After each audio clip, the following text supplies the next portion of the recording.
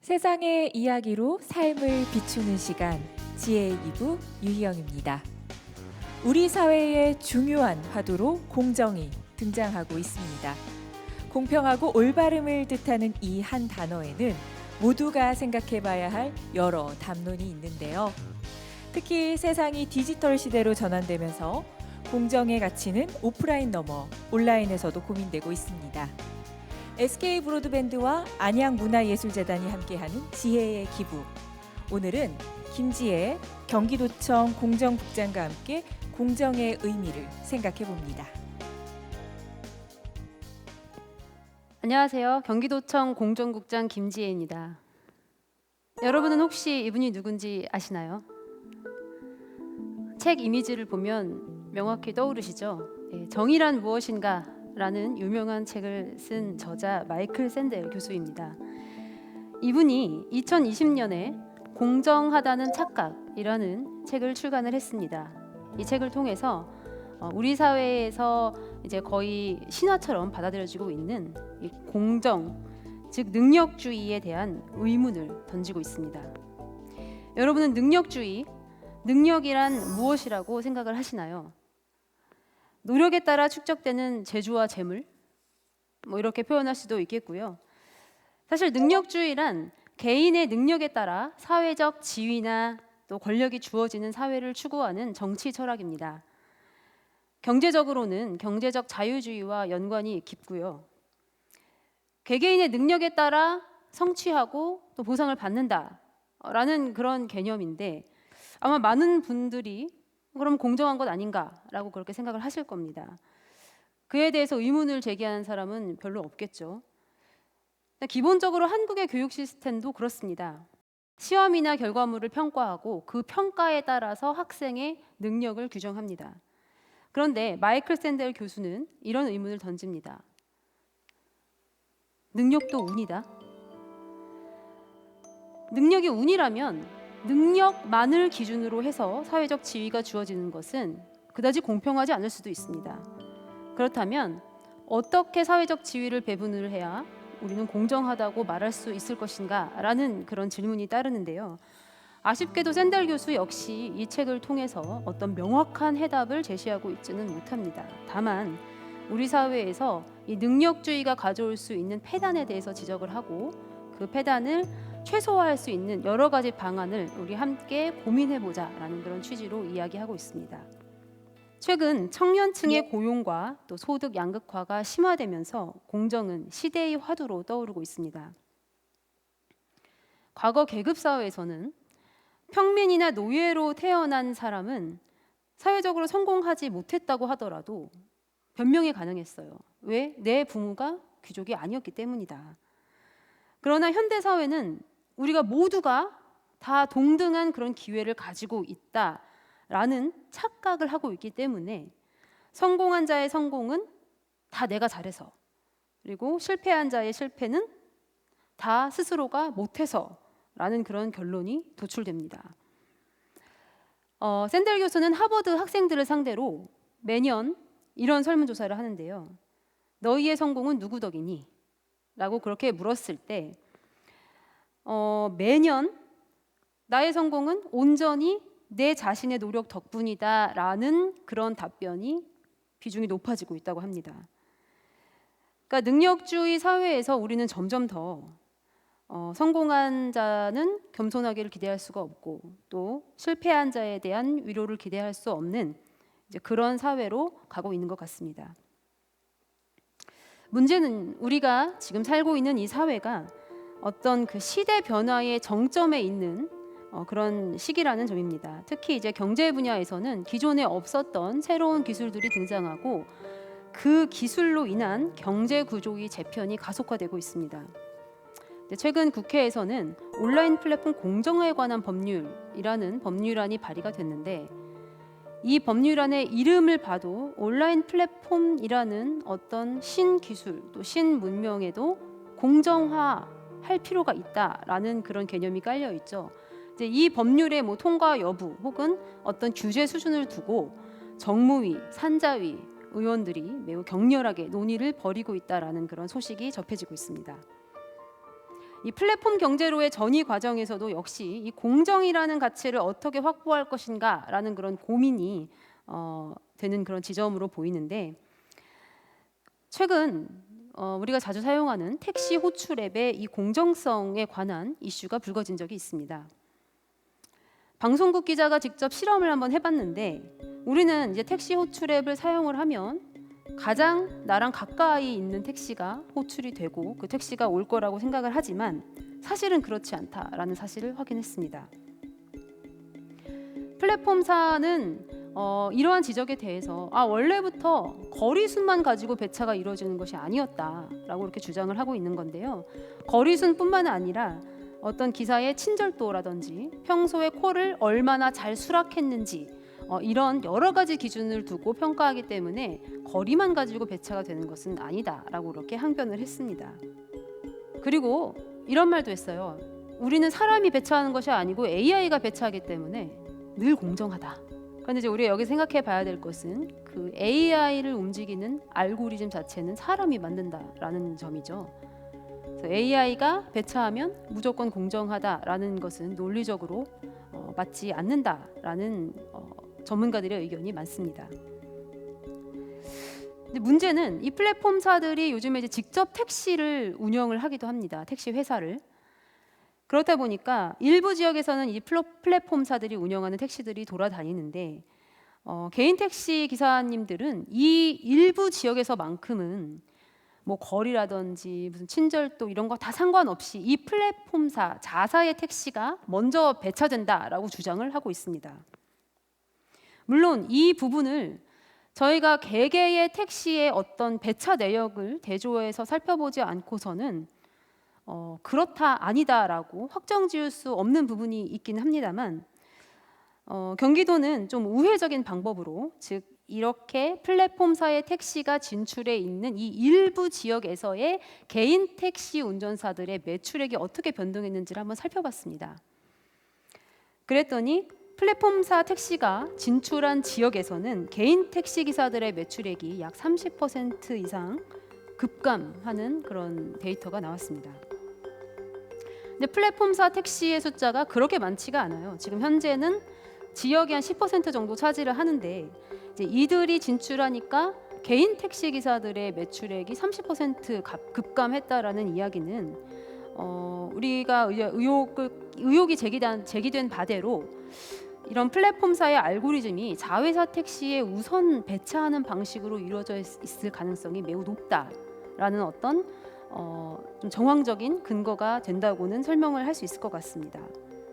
그런데 그 이후에 이제 플랫폼사의 어떤 그 반응을 보면 개인 택시 기사들은 일정한 출퇴근 시간이 없고 본인들이 일하고 싶을 때 일하기 때문에 그만큼 운행을 덜해서 매출이 30% 줄어든 거다라고 그렇게 이야기를 하고 있는 거예요.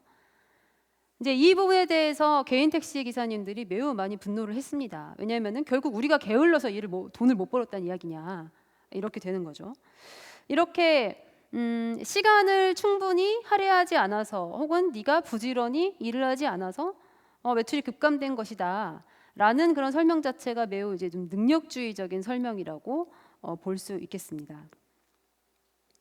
또 다른 예를 보면요, 공정위는 최근에 이 숙박업 운영자들이 숙박업 플랫폼사에 매달 평균 100만 원 정도의 광고비를 지출한다라는 조사 결과를 발표를 했습니다. 예약 건당 수수료는 또 별도고요. 근데 이렇게 광고비와 수수료로 지출하는 금액이 이 숙박업자들 전체 매출액의 약 한 30% 내지 40% 정도를 차지를 합니다. 그러니까 당연히 불만이 제기될 수밖에 없는 그런 상황이긴 한데, 문제는 숙박업이 굉장히 잘 되는 곳을 플랫폼사는 눈치를 챌 수가 있어요. 왜냐하면 그쪽 지역으로 계속 예약이 들어오기 때문에. 그런 경우에 그렇게 잘 운영되는 지역에 자신들의 숙박업소를 짓습니다. 그리고 원래 한 300만 원, 400만 원씩 들여서 운영하던 그 숙박업소보다 더 윗단으로 자사 숙박업소에 광고를 띄우는 거죠. 그렇게 되면 원래 잘 운영되던 기존의 숙박업소는 결국 매출이 급감하게 되고, 어떤 경우에는 결국 망해서 이 플랫폼사가 그 숙박업소를 인수하는 그런 사례도 있었습니다. 그래서 최근 공정위가 이 숙박업 플랫폼과 숙박업자들 사이에 체결되는 약관에 대한 검토를 시작을 했고요. 그래서 경기도 역시 어떤 별도의 용역을 통해서 검토를 좀 해봤습니다. 그랬더니 약관이 한 20개 정도 조항으로 이루어져 있는데 그 중에서 절반이 넘는 한 10개 이상의 조항이 이거는 위법할 수 있겠다라는 그런 의심이 될 정도로 약관 자체의 불공정이 심각한 수준이었습니다. 마지막으로 한 가지 예만 더 들자면 이 프랜차이즈 외식업계 같은 경우에 지금 현재 온라인 영업 지역을 둘러싸고 동일 브랜드 내의 가맹점주들 간 분쟁이 굉장히 격화되고 있는 상황입니다. 현행 이 가맹사업을 규정하는 그 법률이 가맹사업 거래의 공정화에 관한 법률입니다. 이제 여기에 보면은 가맹본부가 가맹점주들과 가맹계약을 체결할 때 이 가맹점주들에게 일정 범위의 영업 지역을 설정을 해주고요. 그 영업 지역 내에서는 본부가 어떤 직영점을 설치하거나 혹은 다른 가맹점을 내지 못하도록 이 영업 지역을 보호해주고 있습니다. 그런데 공정위는 어떻게 해석을 했냐면 이 영업 지역이 오프라인에서는 적용되지만 온라인에서는 적용되지 않는다라고 그렇게 해석을 하고 있어요. 그 결과 점주들은 어떤 배달 앱 같은 데서 광고를 할 때 자신의 원래 그 영업 지역을 훨씬 넘는 넓은 범위를 배달 지역으로 설정해 놓고 이제 거기에 깃발 꽂기 등으로 이제 광고를 굴리면서 영업 지역을 무한대로 늘려가고 있는 상황입니다. 근데 점주들 개개의 입장에서는 어차피 인접해 있는 다른 점주들이 본인의 영업 지역을 침해하고 있기 때문에 나도 같이 침해하지 않고서는 나의 예상 매출액을 달성할 수 없다라고 생각하기 때문에 어쩔 수 없이 많은 광고비를 들여서 영업 지역을 넓게 유지할 수밖에 없는 그런 상황이 되는 거죠. 그래서 어떤 지역에서는 치킨 브랜드 하나를 검색했더니 그 브랜드 내에 18개 다른 점주의 점포가 배달앱에 노출되는 그런 상황도 있었습니다. 이 사안을 보면은 우리가 오프라인에서는 분명히 이 영업 지역이 보장되는 것이 어떤 가맹 사업의 본질로 그렇게 취급이 되고 영업 지역이 보장되는 것이 공정하다라는 그런 개념이 서 있는데 반해서 온라인 지역에서도 이거를 그대로 가져다 적용을 해야 될 것인지 말 것인지에 대한 어떤 매우 어려운 그런 고민을 해야 될 시점이 다가왔다라는 점을 확인할 수가 있습니다. 그런데 가맹 본부들 같은 입장에서는 우리도 가맹 점주들끼리 매우 갈등이 격화되고 있고 이런 상황 다 알고 있지만 어떻게 할 수 있는 방법이 없다라고 그렇게 변명을 하고 있는데 모 피자 전문점 같은 경우에는 저희가 조사를 해본 결과 오프라인 영업 지역과 온라인 영업 지역이 거의 일치하는 그런 모습을 보였습니다. 그러니까 이렇다는 이야기는 결국 본부에서 가맹 점주들에게 이제 일정 정도의 어떤 경영 지도를 통해서 서로의 영업권을 존중하도록 그렇게 조율하고 있을 가능성이 매우 높아 보이는데요. 이 프랜차이즈가 가능하다면 다른 가맹 본부도 얼마든지 할 수 있는 것 아닌가라는 그런 생각도 해봅니다. 현재 우리 사회에서는 플랫폼에 대한 의존도가 매우 높지만 이 공공성에 대한 논의가 아직은 본격적으로 이루어지기 전입니다.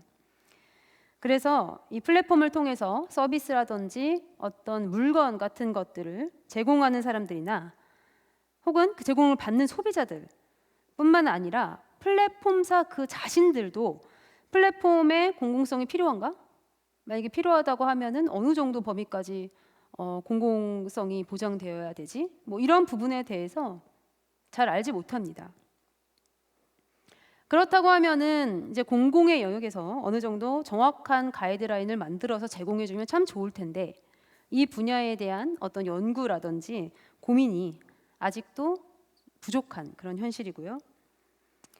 그래서 현재 경기도 같은 경우에는 이 플랫폼 사용자들 사이에서 어떤 그 분쟁 같은 것이 들어오면 이제 접수를 해서 그 민원 구체적인 사안을 일단은 해결하는 방식으로 운영을 하고 있고요. 당사자 간 분쟁을 이제 해결해 가면서 점점 사례를 수집해서 어떠한 불공정성이 있는지를 연구하고 있습니다. 경기도는 최근 이 배달 기사랑 음식점을 연결해주는 모 플랫폼사에 대한 약관 시정 권고를 한 사실이 있었는데요. 발단은 배달 기사가 민원을 제기하면서 시작이 됐고요. 배달 기사들이 이제 배달을 하다 보면 여러 가지 이유로 배달을 못하는 경우가 발생을 하게 됩니다. 예를 들면 오토바이가 넘어진다든지, 혹은 처음부터 음식물 포장이 좀 잘못돼서 이 배달통 안에서 음식물이 엎어진다든지 등등 뭐 여러 가지 이유가 있고, 혹은 뭐 주문자의 주소가 정확하지 않는다거나. 그럼에도 불구하고 플랫폼사의 약관에는 음식 배달이 불가능해진 경우에는 무조건 배달 기사가 책임을 진다라는 그런 조항이 있어서 문제가 됐습니다. 배달 기사 입장에서는 나의 과실과 관계없이 무조건 내가 책임을 져야 된다고 하면 이건 좀 불공정한 것이 아닌가라는 그런 의문이 들었던 것이고요. 이제 저희가 법률 전문가들에게 자문을 구한 결과 이런 무조건적인 배상 규정은 삭제할 것을 권고를 했고요. 실제 과실 비율에 따져서 음식값을 배상하도록 약관을 수정할 것을 권고했습니다.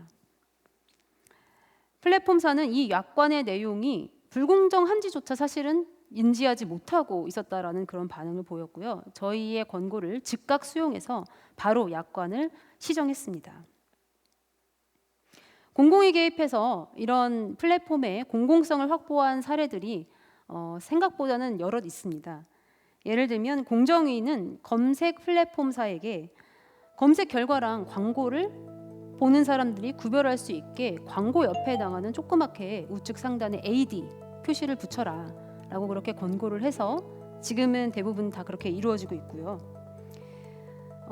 국회 을지로위원회 같은 경우에는 이 배달 음식 플랫폼이랑 음식점주들 간의 음식점 노출 순위를 광고비가 아니라 거리 순으로 되도록이면 하도록 이제 그렇게 권고를 했고, 그래서 음식점주들과 이 플랫폼사 사이에 상생 협약이 체결되기도 했습니다. 물론 지금 당장 이게 그 플랫폼사에서 시행되고 있지는 않지만 플랫폼사 역시도 차차 이제 이런 식으로 알고리즘을 변경해 나가겠다라는 그런 의지를 보였습니다. 또 한 가지는 우리가 검색 플랫폼이 사실상 언론사의 역할을 하고 있는 것이 아닌가라는 그런 비판이 끊임없이 제기되어 왔고요. 그 결과 최근에 검색창이 단일화되고 또 검색 순위, 실시간 노출 순위 이런 것들이 이제 없애게 되었는데, 모두 다 이제 공공과 플랫폼이 어떤 양방향 소통을 이루어내서 공정성을 강화시킨 결과라고 해석됩니다. 일단 플랫폼 같은 경우에는 복수의 집단이 교류하는 일종의 디지털 인프라 구조입니다. 그래서 소비자, 또 광고주, 서비스 제공자, 생산자, 공급자, 심지어 물리적 객체들까지 이 서로 다른 이용자를 만나게 하는 매개자 위치가 바로 플랫폼의 역할이죠. 그래서 플랫폼은 초기에 몇 가지 이렇게 도구를 설정을 해놓는데, 그 도구를 이용해서 플랫폼 이용자들이 스스로 제품, 서비스 그리고 시장을 구축해 나갑니다. 그렇다 보면 플랫폼이 과연 플랫폼사 한 명이 만든 것인가, 아니면 그 플랫폼을 이용하는 이용자들이 다 같이 만들어내는 그런 공간인가에 대한 어떤 고찰이 필요하지 않나라는 생각이 듭니다. 플랫폼의 특징은 이 이용자들 그 사이, 그러니까 중간에 위치를 하면서 이들의 네트워크를 독점하고 있다라는 데서 나오게 되는데요. 그렇다 보니까 플랫폼은 이용자의 숫자가 늘어날수록 더 많은 정보를 갖게 되고, 이제 그것이 다른 이용자들에게 또 더 많은 가치를 제공하는 어떤 선순환 구조가 일어납니다. 이제 우리가 선순환이라고 이야기하지만 이런 구조 자체가 필연적으로 플랫폼은 독점을 꿈꾸게 되어 있습니다. 그런데 이제 플랫폼의 성장에는 또 특징이 하나 있는데 자연적으로 한계가 없다라는 겁니다. 그래서 이용자가 1000명에서 2000명으로 늘어나더라도 플랫폼사 자체의 어떤 비용은 크게 늘어나지 않는 것이 하나의 특징인데요.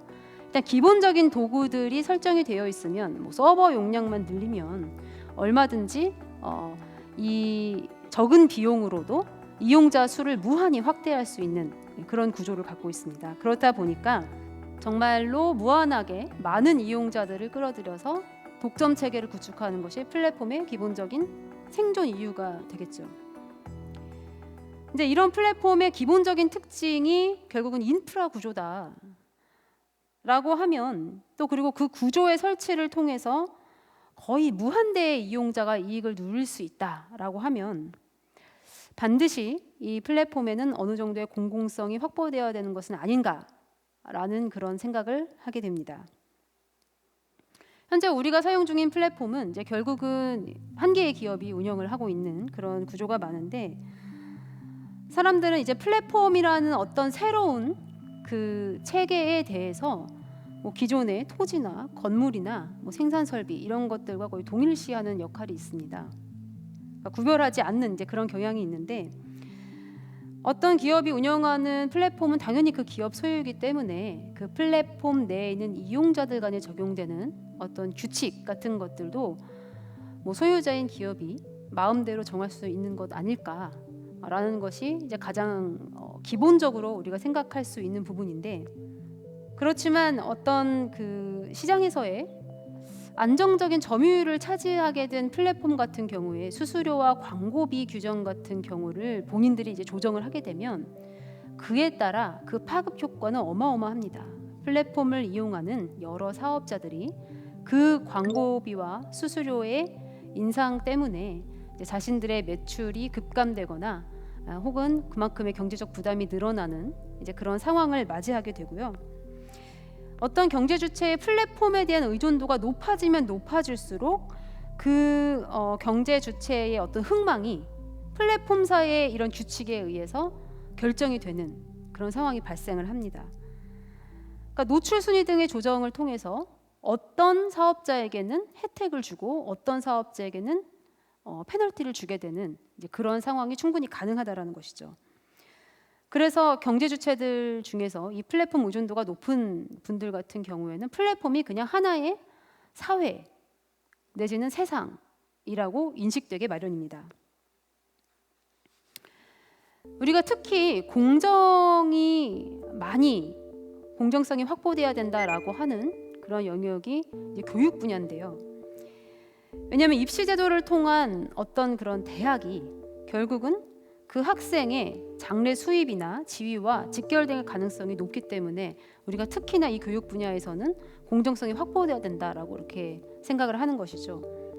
사실 따지고 보면은 서비스나 재화를 이 공급하는 공급자와 이 소비자를 연결하는 이 플랫폼 같은 경우에는 장래에 뭐 수입이나 지위와 직결될 것이다라는 그런 가정이 아니고 실제로 직결이 됩니다.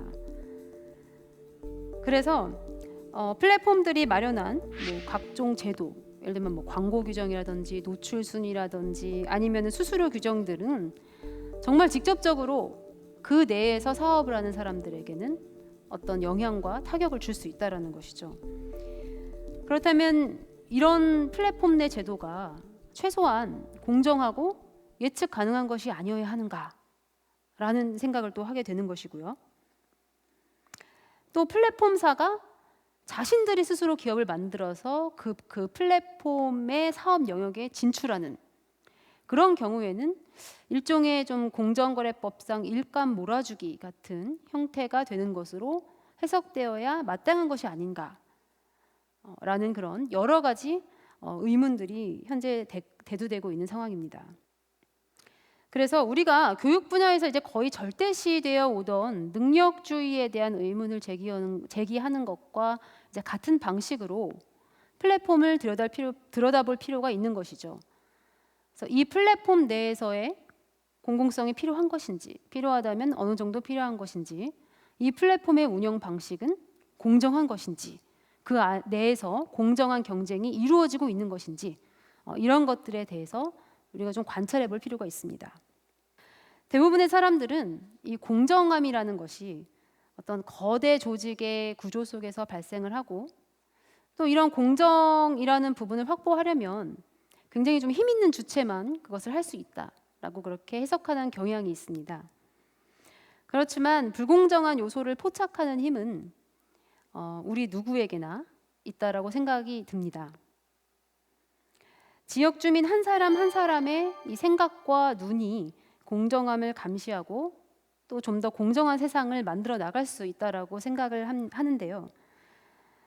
우리는 생각보다 많은 순간 그냥 그 질서 그대로를 받아들이면서 뭐 공정하다라는 착각에 빠지기도 하고, 혹은 굳이 내가 공정성을 의심해봐야 나에게는 아무런 이득이 되지 않아, 더 괴롭기만 해, 내지는 아무런 의심 없이 공정할 것이다라는 막연한 믿음에 빠져 있는 경우가 굉장히 많습니다.